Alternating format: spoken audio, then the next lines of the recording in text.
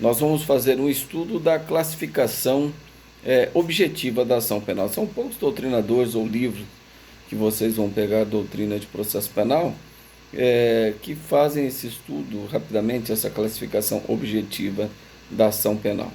Primeiro, nós vamos definir o que é ação. O que é ação que vocês estudaram lá no processo civil, teoria geral do processo, não, processo civil 1, né? Estava enganado. Na minha época era a teoria geral do processo. Mas está lá naquele livrinho da saudosa Ada Pellegrini Grinover, né?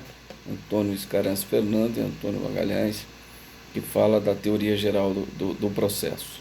Então, a ação nada mais é do que o direito de invocar a tutela jurisdicional, para ver a satisfação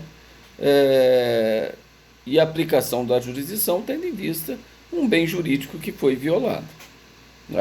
Só que o direito de ação, por se tratar de um direito público, subjetivo, ele até mesmo independe da relação jurídica de direito material. Por exemplo, eu posso simplesmente escolher um aluno da sala e vou entrar com ação penal privada contra alguém aí.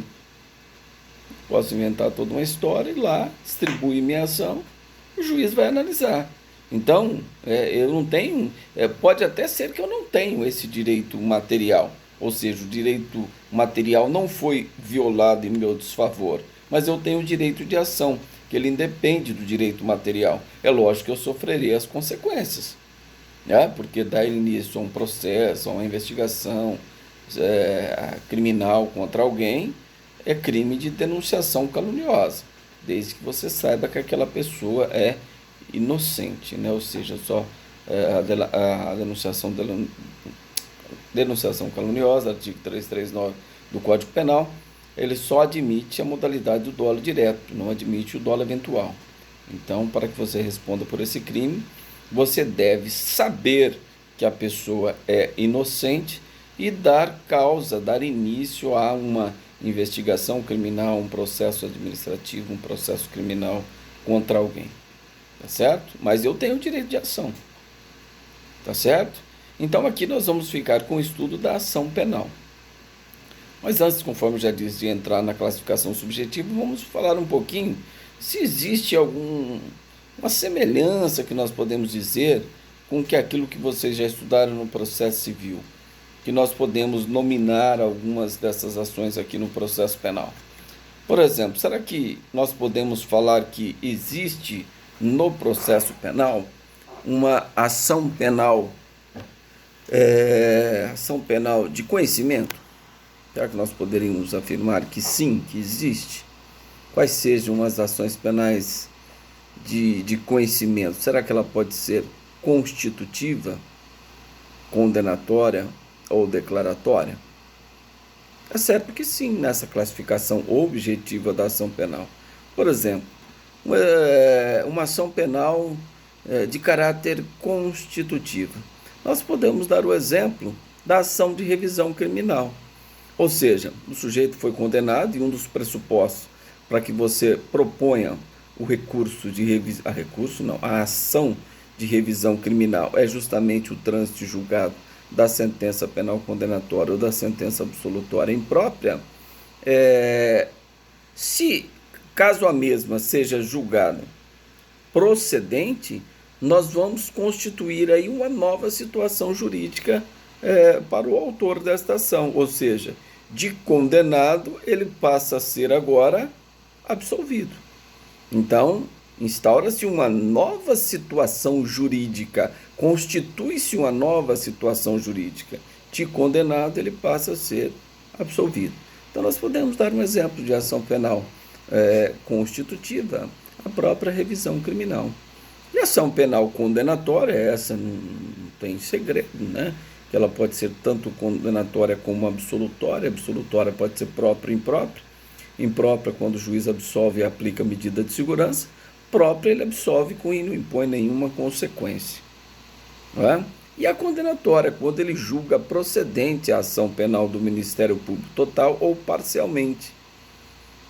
Aí ele condena o réu nos limites dos fatos atribuídos na denúncia. Tá certo? Então podemos falar que que nós temos sim a ação penal condenatória. Essa não há nem mais o que se explicar sobre ela, né? E uma ação penal declaratória. Nós temos aí o habeas corpus, que não é recurso. O habeas corpus é uma ação autônoma de impugnação, de natureza constitucional. Alguns o chamam de ação penal popular, né? Porque qualquer pessoa pode impetrar um habeas corpus em relação à instância de primeiro grau ou os crimes de competência originária, porque houve uma mudança absurda de 10 anos para cá, não mudou a lei, começaram a aplicar a lei, por isso que houve uma mudança, começaram a aplicar a lei.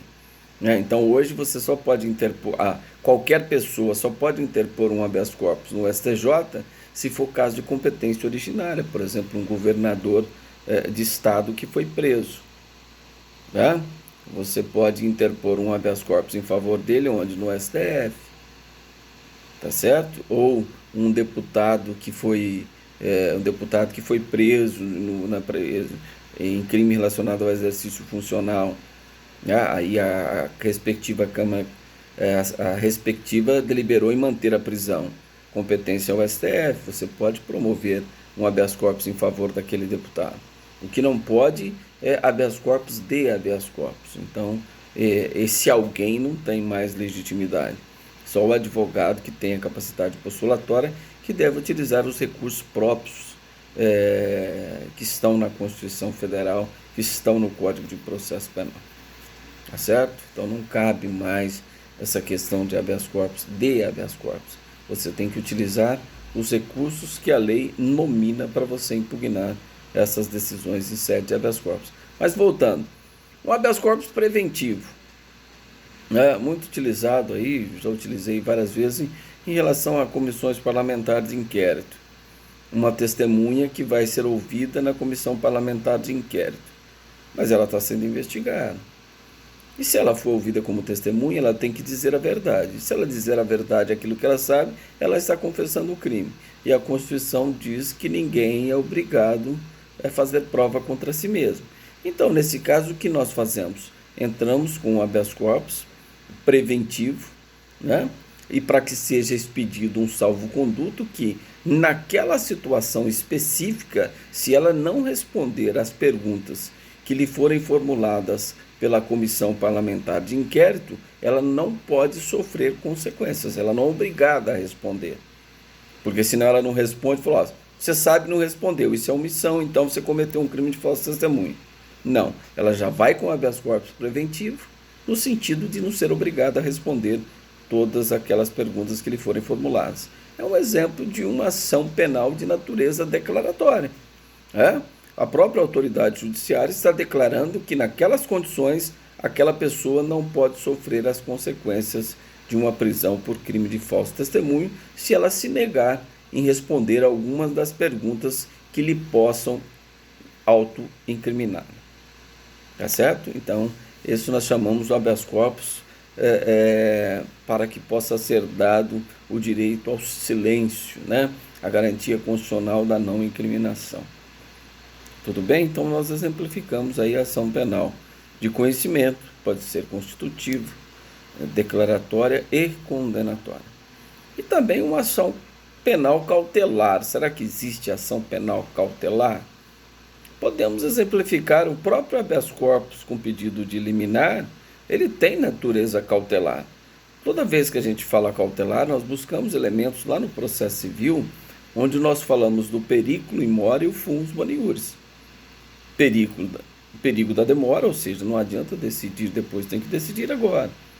E o fumus boniuris, ou seja, a aparência, a fumaça do bom direito. São requisitos essenciais para que sejam concedidas liminares, antecipações de decisões, né, se satisfeito esses dois pressupostos, que é o periculo in mora e o fumus boniuris. Tá? Então, nesse caso, uma ação penal cautelar, nós podemos exemplificar o habeas corpus com pedido de liminar, seja ele preventivo, seja ele liberatório, tendo o pedido de urgência ele se torna uma ação penal de natureza cautelar. A própria preventiva, né, requerida, né, e decretada, ação penal de natureza cautelar, a decretação de uma prisão preventiva, que só pode ser decretada se presente o fumus boniuris e o periculum in mora, porque a prisão é uma exceção, a regra é a liberdade. Alguém somente pode ser retirado da sociedade quando não for possível a aplicação de outras medidas cautelares alternativas à prisão. Aí sim decreta-se uma prisão preventiva contra alguém. Tudo bem? Então nós sabemos que existe essa ação penal. E temos também ação de execução. Né? Tem execução também no processo penal? Tem. Por exemplo, execução de multa, diferentemente da prestação pecuniária. A prestação pecuniária ela é uma pena alternativa. O juiz substitui a pena privativa de liberdade pela pena restritiva de direito de prestação pecuniária, o que não tem nada a ver com a multa lá do artigo 51 do Código Penal, tá? Porque a multa lá do artigo 51, desde 1996, se você não paga, ela não converte em privativa de liberdade. Ela é dívida de valor.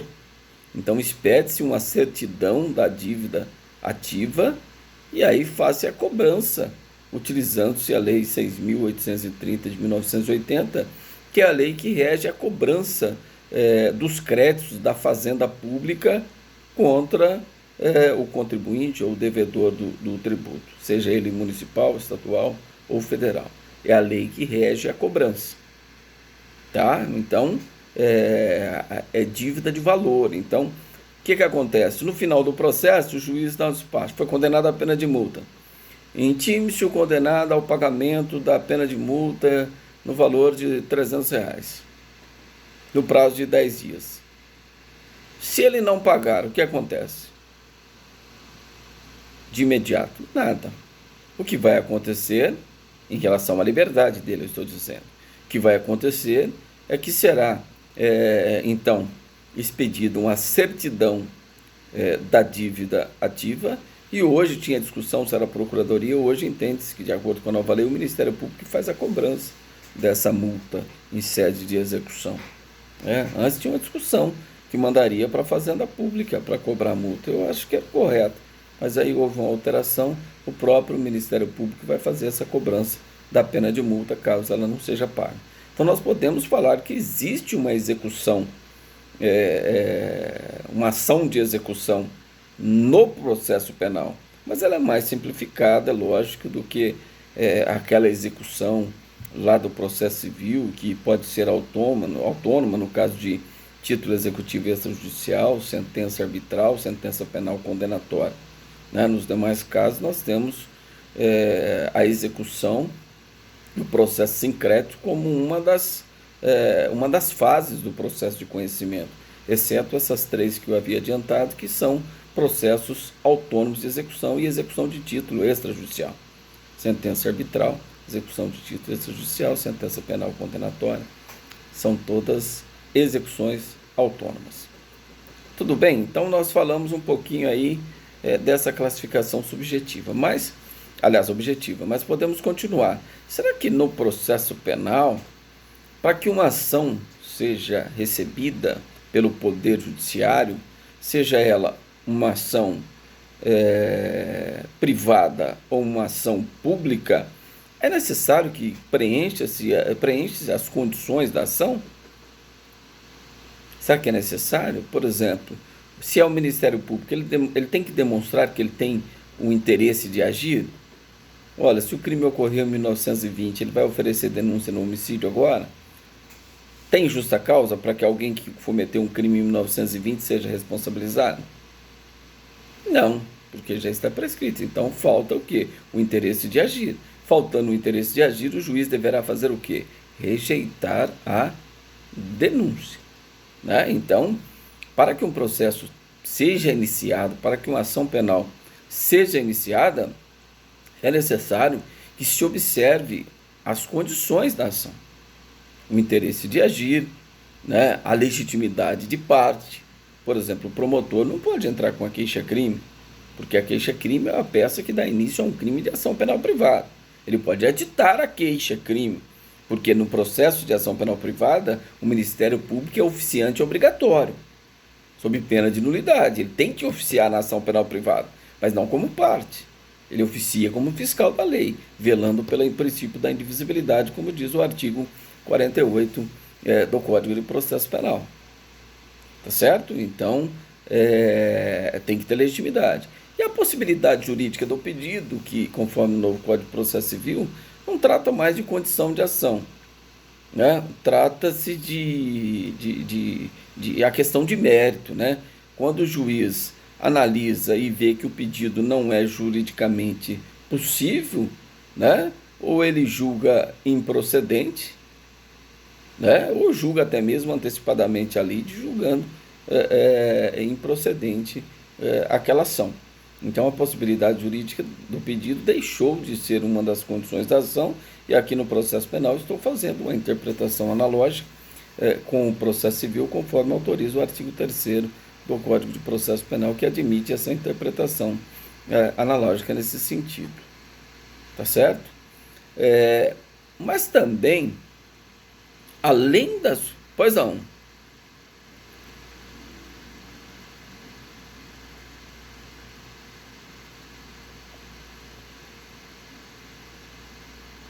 Como condição da ação. O juiz não pode dizer, olha, eu vou rejeitar a sua ação porque falta uma das condições da ação, que é a possibilidade jurídica do pedido. Não. O juiz recebe a ação e depois, se ele verificar que o pedido é juridicamente impossível, né, ele vai extinguir o processo. Ou, no nosso caso aqui, ele vai absolver o réu por o fato ser atípico ou não constituir infração penal. Tá certo? É nesse sentido. Tudo bem? Então tá. Bom, mas além do juiz observar essas condições da ação que nós já conhecemos lá do processo civil, a lei, no processo penal, ela pode impor também algumas condições especiais. Ela pode impor algumas condições especiais, além dessas que nós ventilamos. Por exemplo, nos crimes de ação penal pública condicionada à representação. Bom, o promotor tem que demonstrar lá as condições da ação, o interesse, a legitimidade. Mas o que ele tem que colocar junto com a denúncia na ação penal pública dele? O que tem que estar junto lá, senão o juiz não recebe? A representação da vítima.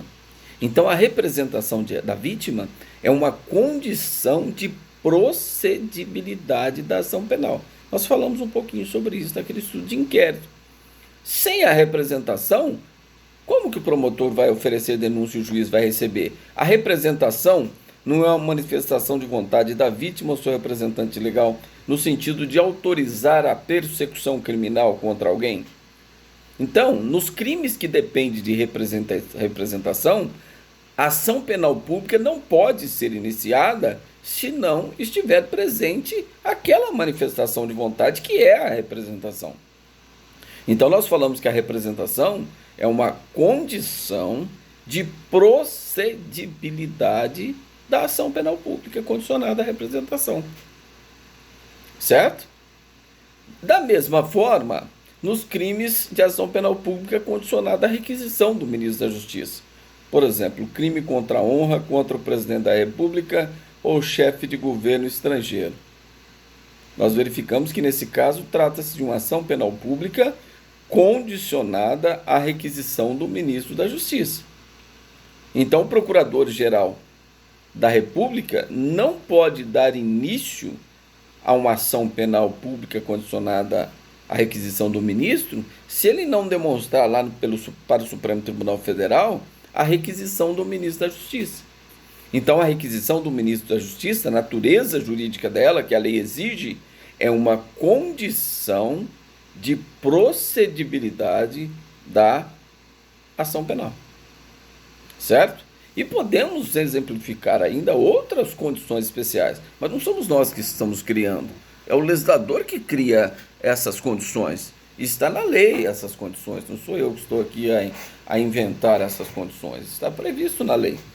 Por exemplo, nos crimes contra o casamento, lembram que eu dei o exemplo de uma ação penal privada personalíssima, que é o artigo 236 do Código Penal? Contrair casamento, induzindo o outro contraente a erro essencial à pessoa ou ocultando-lhe impedimento que lhe cause nulidade absoluta. Tá? Então o sujeito contrai casamento com a irmã, sem a irmã saber. Né? Ele está cometendo um crime do artigo 236. Por quê? O casamento anterior é um impedimento. Ele não pode casar novamente. E ele está ocultando esse impedimento da sua contraente, que é a sua irmã. Então, nesse caso, ele estaria cometendo um crime do artigo 236. Então, tá. A contraente que foi enganada, que é a irmã, ela tem direito de processá-lo, ela tem legitimidade, ela tem interesse. Mas o que a lei vai exigir, está lá no parágrafo único do artigo 236, que ela tem que demonstrar no processo criminal para que o juiz possa receber a sua queixa-crime? Ela tem que demonstrar o trânsito em julgado da sentença que no cível anulou o casamento por erro ou impedimento. Então, quem decide sobre o estado civil das pessoas é o cível, não é o criminal. Então, quem vai dizer se o casamento é nulo porque houve impedimento, a nulidade é o impedimento que causa a nulidade absoluta, é o juiz do cível. Então, para você ir no criminal com ação penal privada, você tem que esperar a sentença que anulou, né, o casamento por erro ou impedimento transite em julgado. Se ela transitou em julgado, você vai lá pegar uma certidão que houve o trânsito em julgado, vai tirar cópia do processo todo, e aí você vai mostrar para o juiz, olha, aqui está a condição, e aí ela é chamada, não é condição de procedibilidade, é condição objetiva de punibilidade. Os doutrinadores assim o tratam. Condição objetiva para que alguém receba alguma punição. Condição objetiva de punibilidade. Tá certo? Posso até exemplificar uma outra questão para vocês. Por exemplo, para que o Ministério Público possa propor uma ação penal por um crime contra a ordem tributária, ou seja, descrito na Lei 8.137/90, que define lá os crimes contra a ordem tributária, seja artigo 1º, seja artigo 2º, que é sonegação ou omissão de entrega de documento, né? Sonegar documentos, então está lá. O que a lei exige para que o promotor ofereça uma denúncia, uma ação penal pública? É ação penal pública, incondicionada. O que a lei exige? Indício de autoria, materialidade, então o promotor tem que ter interesse, ele é parte legítima, só que ele precisa de um detalhe que ele tem que mostrar para o juiz. Senão o juiz fala, não, eu não vou receber a sua denúncia, por faltar uma condição objetiva de punibilidade. Quem for contador talvez sabe disso. Tá? Ele tem que mostrar para o juiz que houve a finalização do processo administrativo tributário. Então, a finalização do processo administrativo tributário, que diz que realmente houve uma sonegação, que há indícios de uma sonegação, que há indícios de falsificação, ou de ausência de lançamentos, ou créditos indevidos de compensação, né? Tudo isso o fiscal deve dizer quando ele encerra o processo administrativo. Então, se o promotor for oferecer denúncia com base na Lei 8.137/90 e não provar para o juiz que houve já o relatório final do processo administrativo, o juiz não pode receber a denúncia do promotor. Se o juiz assim o fizer, a parte interessada pode entrar com o processo de habeas corpus lá no tribunal, visando o quê? O trancamento daquela ação penal pública que está apurando o crime contra a ordem tributária. Por quê? Falta a condição objetiva de punibilidade. Qual é a condição objetiva de punibilidade? A finalização do processo administrativo tributário. Certo? Então, essa é uma questão interessante. Muitos promotores falam, não, nós não estamos, a lei não vincula, eu não preciso esperar. Se eu formar a convicção que tem indícios de autoria e materialidade nos crimes contra a ordem tributária, não existe lei que me obriga. Mas isso a jurisprudência já está pacificada nesse sentido. Se ele assim o fizer e o juiz receber esta ação penal pública, né, incondicionada, sem a finalização do processo administrativo, basta você entrar com habeas corpus que o tribunal vai mandar trancar aquele processo.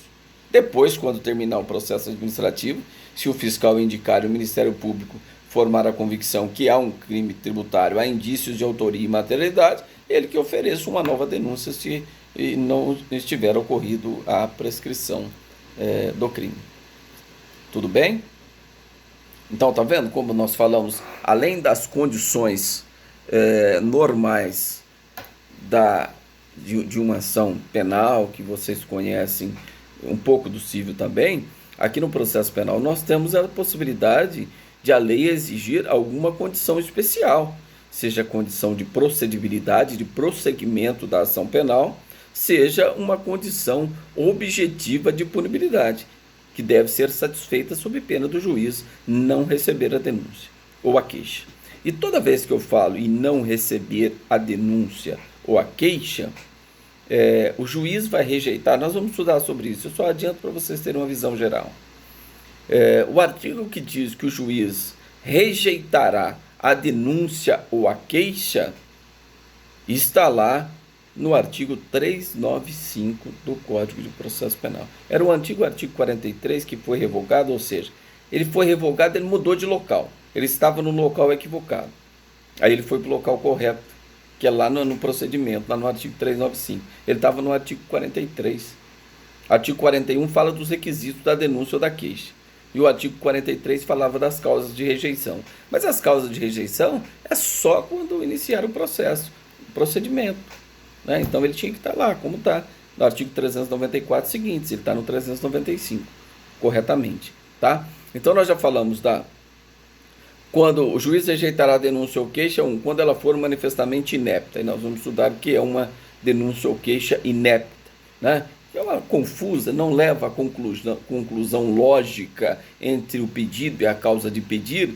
Nós falamos que uma denúncia ou a queixa estará inepta, portanto, ela deve ser rejeitada. Segundo, quando faltar uma condição da ação ou condição especial que o legislador impõe para que seja recebida aquela ação penal privada ou ação penal pública. Tá? Ou quando existir algum pressuposto processual que impeça o desenvolvimento regular de um processo. Por exemplo, a própria incompetência do juízo. A própria incompetência do juiz impede o desenvolvimento regular de um processo com aquele juízo. Ela deve ser remetida ao juízo competente. Por exemplo, a coisa julgada. Se aquele processo, mesmo pedido, mesma causa de pedir, mesmo réu, mesmo fato, já foi julgado pela primeira vara criminal, poderia ter um novo processo na segunda vara criminal, tratando dos mesmos fatos, mesma parte, mesmo pedido, mesma causa de pedir? Não. Porque se já existir o trânsito julgado, aí nós falamos que houve a coisa julgada. Né? Se houve a coisa julgada, é um pressuposto que impede o desenvolvimento regular do processo.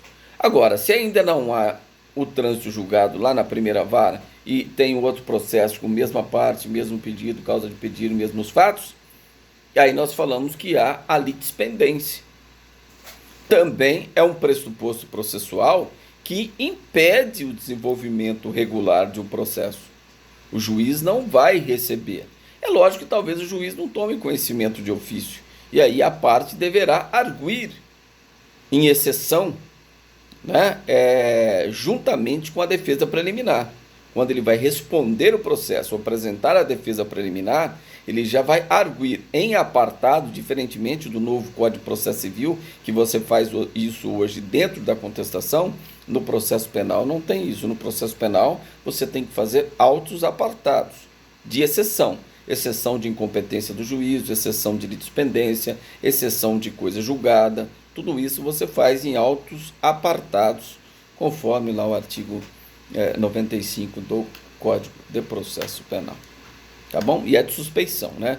Suspeição, litispendência, coisa julgada, incompetência do juízo, são as exceções processuais que você deve arguir junto com o prazo que você tem de 10 dias para apresentar a resposta à acusação, mas desde que você o faça em autos apartados, que aí será instaurado um incidente que vai julgar essa exceção processual. Tudo bem?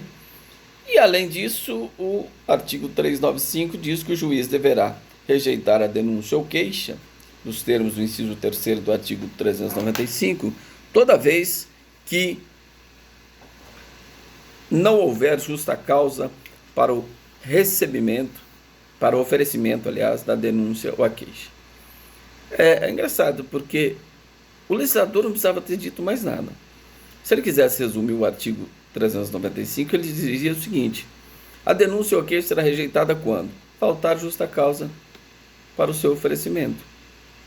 Olha, se o promotor não tem interesse, não tem justa causa. Se ele é parte legítima, não tem justa causa para oferecer. Se tem coisa julgada, não tem justa causa para oferecer. Se tem litispendência, não tem justa causa. Se falta qualquer uma condição da ação, não tem justa causa. Se falta a condição objetiva de punibilidade, não tem justa causa para a existência daquela denúncia ou a queixa. Então bastaria só o inciso 3º. Resolveria todo o problema, mas ele colocou também o inciso 3º, que a denúncia ou queixa será rejeitada toda vez que não existir justa causa para a sua existência. Tudo bem? Deu para ter uma noção? Sim, foi só um bate-papo aproximado do processo civil, né? Para vocês verificarem algumas semelhanças aqui que nós temos no processo penal. Não é? Mas agora o que interessa para a gente, o nosso estudo, é a classificação subjetiva da ação penal, quanto ao sujeito titular da ação penal. Isso é que importa o nosso estudo agora. Né? Então nós vamos estudar, são 6 modalidades de ações penais. Nós vamos estudar ação penal pública. Não se preocupe que nós vamos explicar depois detalhadamente cada uma delas.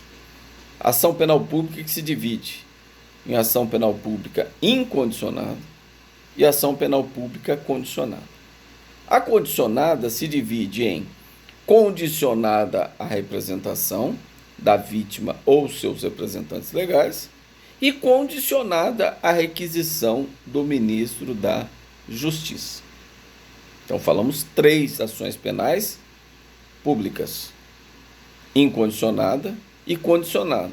Condicionada à representação, condicionada à requisição do ministro da Justiça. E aí nós vamos estudar também 3 ações penais privadas. Né? Quanto ao sujeito, então, ela se divide em ação penal privada principal, podemos falar principal, exclusiva ou propriamente dita. É uma só. Estou falando ou principal, ou exclusiva, ou propriamente dita.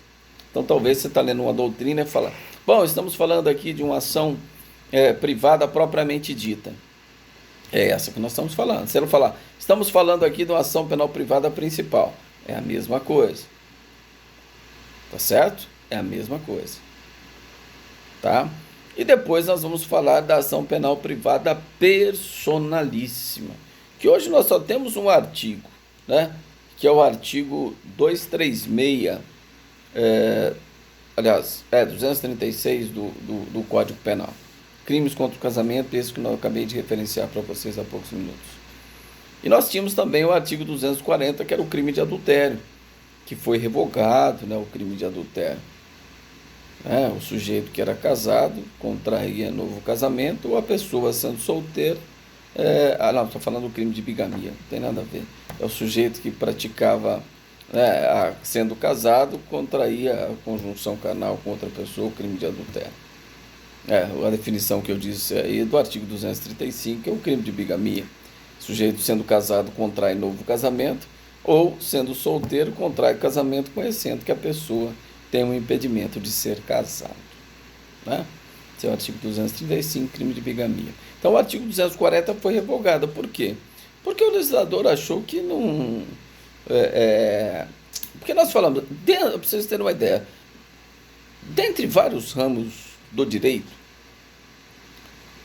o direito penal só deve ser utilizado quando outros ramos do direito não surtir efeito para resolver aquela questão.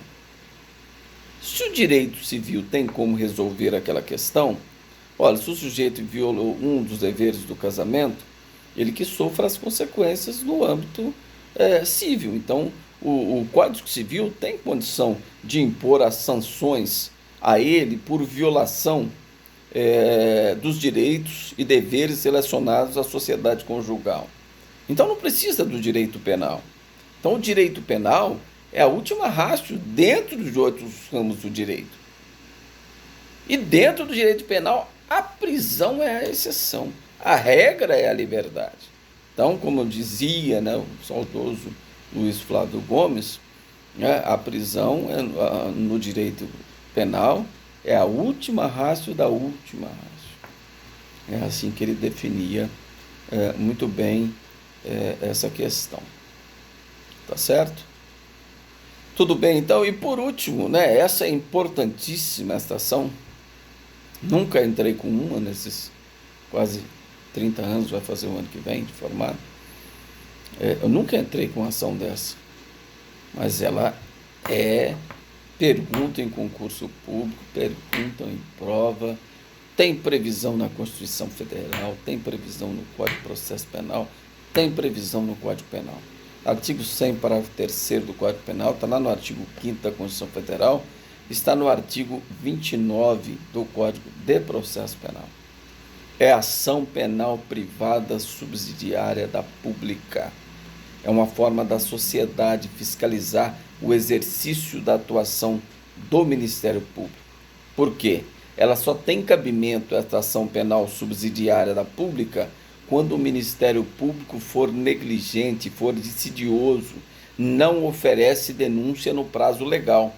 Então, toda vez que o Ministério Público, em uma ação penal pública, ele não oferece a denúncia no prazo legal, e aí prazo legal é o que nós temos, regra geral, tem várias exceções, regra geral do artigo 46 do Código de Processo Penal, réu preso 5 dias para o Ministério Público oferecer denúncia, réu solto 15 dias. Várias exceções nas leis especiais, mas essa é a regra geral. Então, se ele não oferece a denúncia no prazo legal, surge a possibilidade de quem? Do ofendido ou seu representante legal promover uma ação penal privada que vai substituir uma ação penal pública. Então, nós chamamos de ação penal privada subsidiária da pública, ou também conhecida como simplesmente queixa substitutiva da denúncia. Também vocês vão ler algum artigo que tratam dessa forma. Queixa substitutiva da denúncia. Tá certo? Tudo bem? Só exemplifiquei para vocês terem ciência do que nós vamos estudar agora. E vocês vão perceber que não vai ter nada de novo, com exceção da ação penal privada subsidiária da pública. O resto não terá nada de novo, porque eu já expliquei tudo para vocês. Tá? Tudo para vocês. Então vamos lá. Primeiro, antes de começar o estudo da ação penal pública incondicionada, nós vamos falar de alguns princípios que norteiam esta ação penal pública. Tá? Vários princípios que nós já estudamos também naquelas primeiras aulas de processo penal, quando eu falei para vocês, olha, os princípios são importantes, necessário você saber os princípios, que eles resolvem várias questões no processo penal, simplesmente aplicando o princípio X ou Y, né? Então, nós falamos, por exemplo, na ação penal pública, incondicionada, o princípio da obrigatoriedade. Então, se o Ministério Público estiver diante de um inquérito, onde nesse inquérito existe autoria e materialidade, ele não tem a discricionariedade de não oferecer denúncia, de requerer o arquivamento. Ele é obrigado, pelo princípio da obrigatoriedade que norteia a ação penal pública, obrigado a oferecer denúncia, sob pena de caracterizar, se ele deixar de praticar esse ato de ofício por interesse ou sentimento pessoal, prevaricação. Ausente interesse ou sentimento pessoal, no mínimo vai caracterizar uma falta funcional, que ele pode ser responsabilizado pelo Conselho Nacional do Ministério Público. Tá certo? Agora, sem falar, não estou falando aqui do artigo 28A, que é a aplicação da não persecução criminal. Então, o promotor, nos crimes cuja pena não ultrapassa 4 anos, ele pode fazer uma proposta de não persecução criminal. Ou seja, não existir o processo com aquela pessoa mediante as seguintes condições. Só que isso está suspenso, por isso que nós não vamos tratar, está suspenso por decisão do ministro Luiz Fux, conforme eu já havia adiantado para vocês na aula de ontem. Nós não vamos falar nessa inovação, porque ela está sem eficácia, está suspensa a sua aplicação. Tá certo? Conforme eu sustentei para vocês ontem. Então, o princípio da obrigatoriedade. Olha como que é diferente. Na ação penal pública condicionada, você tem a liberdade, a conveniência ou oportunidade de representar ou não. A partir do momento que você fez a representação, e no crime de ameaça, por exemplo, é o exercício que vocês vão fazer lá. No crime de ameaça, você fez a representação direto para o Ministério Público, demonstrando para ele a existência de indícios de autoria e materialidade, ele está obrigado ou não a oferecer denúncia pelo princípio da obrigatoriedade?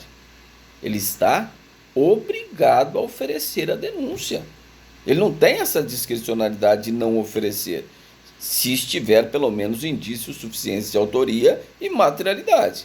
Porque o promotor tem a opinião delitis. Se ele entender, não tem indícios de autoria, eu vou requerer o arquivamento. Tudo bem, o juiz pode discordar dele. Então o juiz vai fiscalizar ele. Certo? Então não adianta ele falar, na minha convicção, está prova, 3 testemunhas indicando o sujeito como autor do crime, o Ministério Público vem falar, ao meu ver, eu tenho a opinião delitis, vou requerer o arquivamento porque não vejo sequer indício de autoria. Ele pode fazer isso? Não. Por ofensa ao princípio da obrigatoriedade, podendo responder se interesse ou sentimento pessoal, deixar de praticar um ato de ofício, que é o oferecimento da denúncia, ele pode responder pelo crime de prevaricação, conforme consta no artigo 319 do Código Penal, ou simplesmente responder por uma falta funcional ausente esses elementos subjetivos do tipo, que é o interesse ou sentimento pessoal descrito no artigo 319 do Código Penal. Tá certo? Princípio da obrigatoriedade. Você tem a conveniência e oportunidade de exercer a representação, tanto que você tem um prazo. Se você não exercer no prazo de 6 meses, contado da data que você tomou conhecimento quem foi o autor do crime, vai ocorrer a decadência. Agora, se você dentro desse prazo, você fez uma representação diretamente ao Ministério Público, apresentou indícios de autoria e materialidade, ele não tem discricionalidade, ele é obrigado a oferecer denúncia. Ele é obrigado. Princípio da obrigatoriedade. Tá? Da mesma forma, na ação penal privada. Vocês ofendem a minha honra. Tá? Cometendo um crime de injúria, por exemplo, artigo 140, atribuir qualidade negativa a alguém, ofendendo-lhe a dignidade ou decoro, artigo 140 do Código Penal. Isso é crime. Vocês cometeram um crime contra a minha pessoa. O Estado fica inerte. Eu tenho que provocar o Estado. Se eu quiser entrar com ação penal privada, eu tenho capacidade postulatória. Se eu identificar que tem indícios de autoria comprovado, eu tenho, e a materialidade do crime, o inquérito para mim é dispensável e eu já vou propor uma ação penal privada contra vocês lá no Poder Judiciário. Mas eu tenho a conveniência e oportunidade. Se eu falar, não, vou deixar quieto isso aí, deu 6 meses, ocorreu o quê? Decadência. O promotor tem essa possibilidade, se tiver indícios de autoria, ou ele é obrigado a oferecer a imaterialidade, ou ele é obrigado a oferecer denúncia. Ele é obrigado, pelo princípio da obrigatoriedade. O delegado, num crime de ação penal pública incondicionada, ele não tem a obrigação de instaurar um inquérito de ofício por portaria? Chegando ao meu conhecimento, através do quê? Da rotina, através dos agentes policiais, que no dia tal, hora tal, local tal, fulano de tal cometeu um crime de roubo, conforme consta o registro da ocorrência tal, determina que instaura inquérito policial e se toma as seguintes providências. Pelo princípio da obrigatoriedade. Certo? Tudo bem? Bom, outro princípio que norteia a aplicação da ação penal pública é o princípio da indisponibilidade. Indisponibilidade. Tá? O Ministério Público não pode desistir da ação penal que haja interposto. Tá? Então, o Ministério Público não pode desistir do processo. Quem leu o artigo 42 aí? Salvo engano. Quem tiver preparado aí pode ler. Na hora que eu vou falando aqui, na hora que encontrar, e quem dispôs a encontrar, faz a leitura. Artigo 42. Então, esse é o princípio da indisponibilidade. A sociedade não outorgou esse poder ao Ministério Público na Constituição Federal. Ele diz que compete privativamente ao Ministério Público, nos termos do artigo 129, inciso 1 da Constituição Federal, promover privativamente o exercício da ação penal pública. Então, ele pode formar a convicção que é caso de arquivamento, porque ele não vislumbrou autoria e materialidade. Pois não. Pode ler, por favor.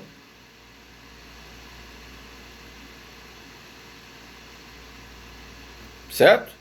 Então, ele não é obrigado a propor, ele pode entender que é o caso de arquivamento. E o juiz concorda com ele, realmente não tem indícios de autoria aqui, o promotor está certo, ele requereu o arquivamento, eu vou deferir e mandar arquivar.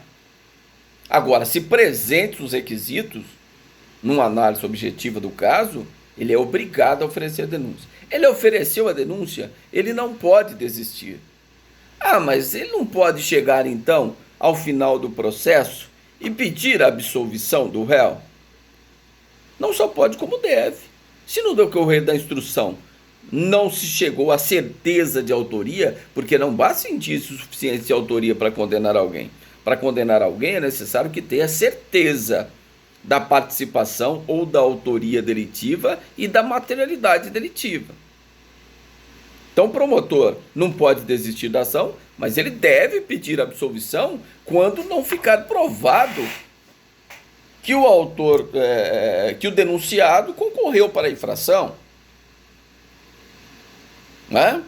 Então ele mesmo, como promotor de justiça, pede absolvição. Ele pode fazer isso? Ele deve fazer isso se acontecer. Ou se não, se ele entender que durante a instrução ficou comprovado realmente a participação do denunciado naquele crime, ele vai pedir a condenação. Nas alegações finais ele pede a condenação. Ele vai fazer prova no sentido de demonstrar que aquilo que ele disse na denúncia que dá início à ação penal pública é verdadeiro. Porque ele não pode abrir mão.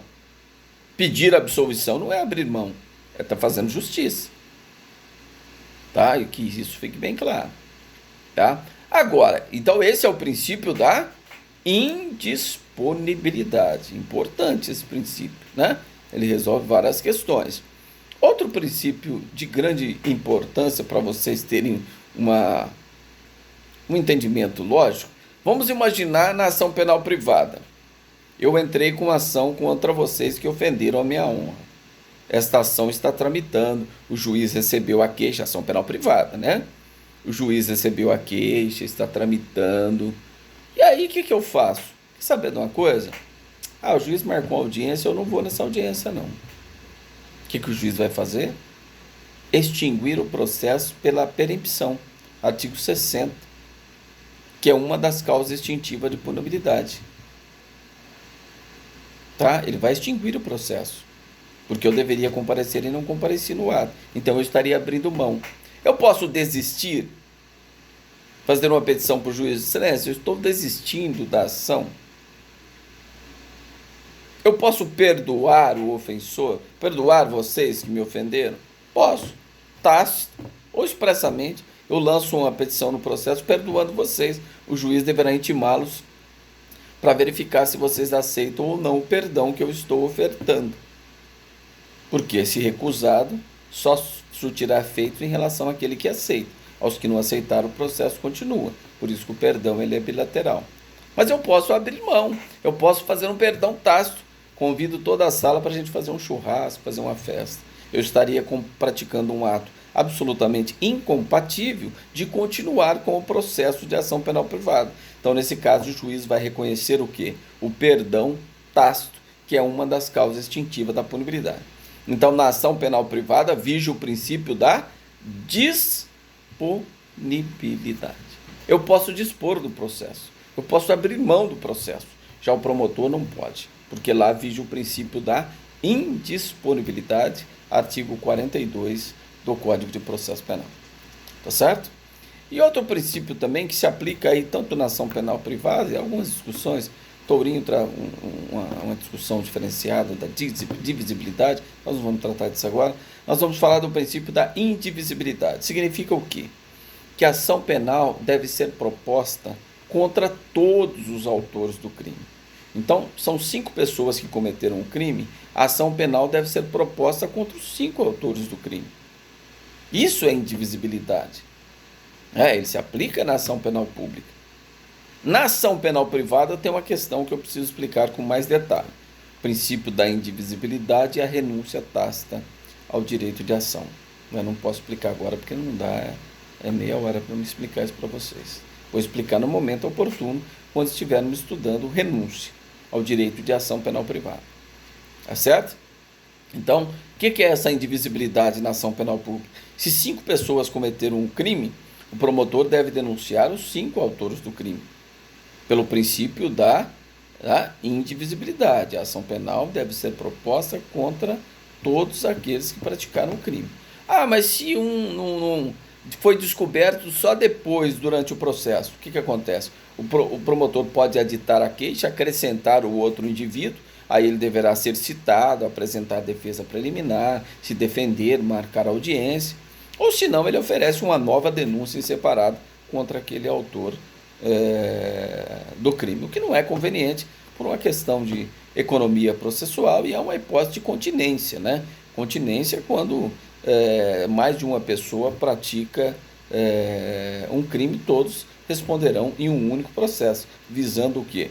Decisões contraditórias e economia processual, nos termos do artigo 77, inciso 1 do Código de Processo Penal, que fala da continência, certo? E por último, nós temos um princípio importante, também tanto de aplicabilidade na ação penal privada quanto na ação penal pública, que é o princípio da intranscendência. Esse princípio deriva de ordem constitucional. Quem já não viu lá no artigo 5º que a pena não poderá passar da pessoa do condenado? Não é isso? Então, se foi o motorista que estava dirigindo o carro da empresa e matou alguém, quem vai responder pelo crime é o motorista. É o motorista que vai responder por homicídio culposo, sem discutir a questão da indenização, tem um nexo causal, responsabilidade objetiva da empresa. Mas criminalmente, quem vai responder? É o motorista ou o dono da empresa? É o motorista. Então significa a intranscendência o quê? A ação penal somente pode ser proposta contra o autor do crime. O promotor não pode promover uma ação contra o motorista e contra o dono da empresa, do carro que o motorista estava dirigindo. É só contra o motorista. Então, a ação penal somente pode ser proposta contra aquele que cometeu o crime. Certo? Depois nós vamos estudar mais sobre isso em ação e execução ex delito, vocês vão entender melhor. Mas esse é o princípio da intranscendência. A pena não poderá passar da pessoa do condenado. Significa dizer o quê? Que a ação penal somente pode ser proposta contra o autor do crime. Ponto final. Aí nós temos outros princípios da autoritariedade, ou seja, a Constituição nos deu as autoridades. Quem é a autoridade incumbida da persecução criminal no âmbito extrajudicial? É o delegado de polícia, artigo 144 da Constituição Federal. Quem é o órgão oficial, quem é a autoridade que a Constituição nos deu para promover privativamente a ação penal, artigo 129, inciso 1 da Constituição Federal? Ministério Público, federal ou estadual, depende se há ou não interesse da União. O que não tiver interesse da União é residual o interesse estadual. Ou seja, 90% dos processos criminais correm na justiça estadual. 90, 95, podemos falar assim, né? Corre na justiça estadual. O resto é interesse da União, justiça federal. Tá bom? E nós temos também o princípio, por exemplo, da oficiosidade. Todos os atos praticados por essas autoridades, em especial pelo Ministério Público, são atos oficiais, são atos relacionados ao seu ofício. Quem que vai oferecer a denúncia? Ele não pode delegar. Vou delegar para o estagiário, oferece a denúncia assim.